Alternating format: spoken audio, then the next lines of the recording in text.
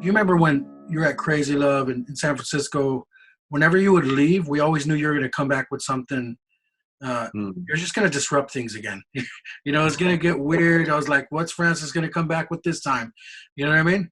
Yeah, But it was exciting.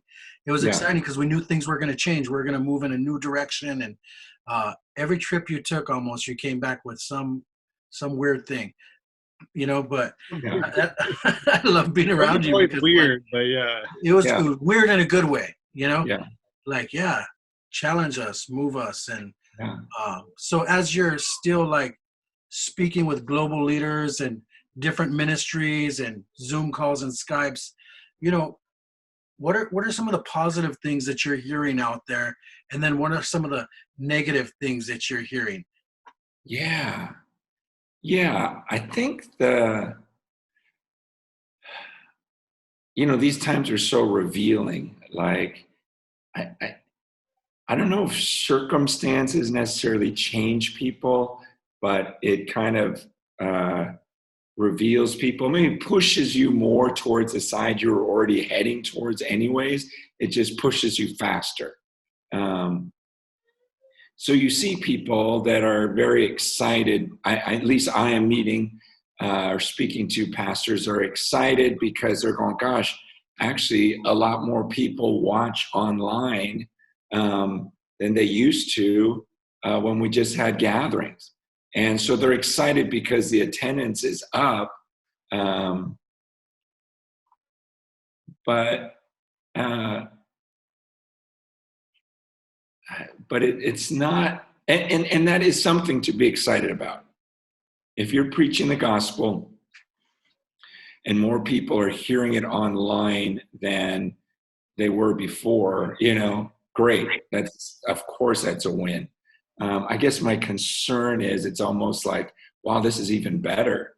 We can get more people and more people watching. And my concern about that is,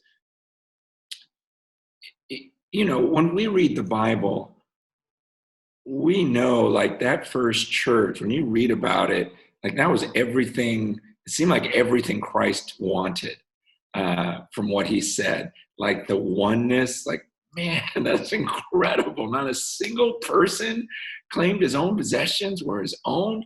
Man, we just want one person to think that way. Or there were 5 people in my church that thought that way. Man, that's revival. Like we just think those are the radicals, but that was every person. And they all were of one mind. And it's like, wow. And we know, like, today it's nowhere near that. And then the awe, like, everyone kept feeling a sense of awe. Not awe, but like, whoa, this was amazing today. Like, the miracles, the power. And see, like, the 3 of us, we read that and go, man, I just want that. I want that. I want that.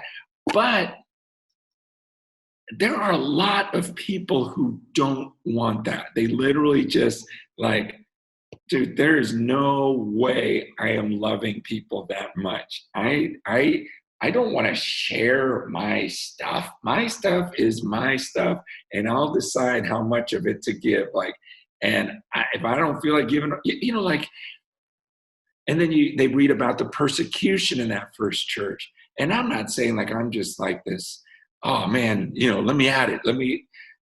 Of course, in my flesh, I don't want it, but in my soul, I go, man, I want that. I want to be that person that I'm going to die for this thing. And I want to be with a group of people that'll die for this. Let's go. Like, there's that in me, but there's others that's the last thing they want. And so, because there've been so many people that don't want the Acts 2, Acts 4 church today, consciously or subconsciously, they've been dumbing it down more and more to the point when our generation, our understanding of ecclesia or church is, well, we go to a building faithfully once a week for an hour to sing 3 songs and hear a sermon. I mean, there are so many people who truly believe that is church. and they're thrilled with it. And so when they read the biblical explanation, they really don't want it. It's not even that they don't believe it can happen today. It's they don't want it to happen today. And so because of that, we've gotten to a point where people truly believe church is a building and attending a service for an hour. But I think that came from desire more than anything. And so people that desire that, they're going to just, that's the sad part, long answer, but like the sad part is I think church is going to take another hit and get dumbed down even more to where now it's not even a building I have to go to for an hour. I can just watch it on screen, and I'm seeing leaders getting excited about that because it's easier. We can reach more people, but it's becoming further and further from what the biblical church is. But the good side is there are others that are going, oh man, this is our chance.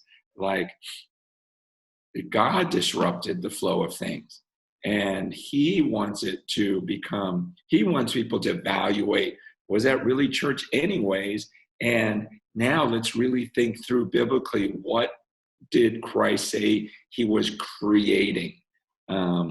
And let's just pursue that. Let's start. It's like I love starting over. It's like that clean slate. Man, let's start over. And they're excited because they just feel like we're heading towards the end times and we've got to get serious. So you see how the event almost pushed people further to their two sides, leaders and people alike.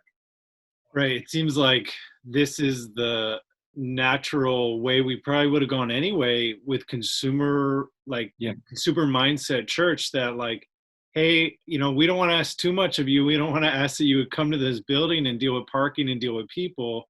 We'll just do this online. It was already going that way a little bit, and almost like this could push that more this direction where 3 months from now, 4 months from now, church is opening it up, maybe not, and saying like, all right, come back to the building, and you could almost see people going, no, like, I kind of like this. So I guess maybe as a follow-up, what, like, for people that are churches that are maybe starting to drift that direction, what do you think they should do to disrupt that, to not allow it to go that direction? Yeah, I feel like, okay, when I got saved, this goes back to even that first thing I was saying, like, there was this passion, there was like a reality of what was going on that somehow got deadened over time. And that's what I'm praying about and going, God, I feel like I felt the weight of a person's lostness more when I was younger than I do now. And I don't want to end like this.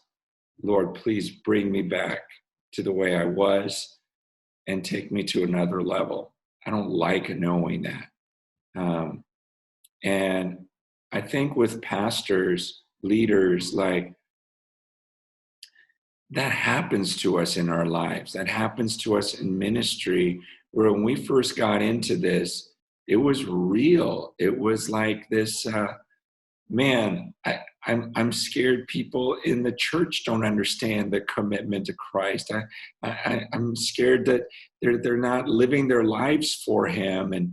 But somehow that original passion that we once had, it can get softened, and we can get distracted because budget issues are real. Building projects are real.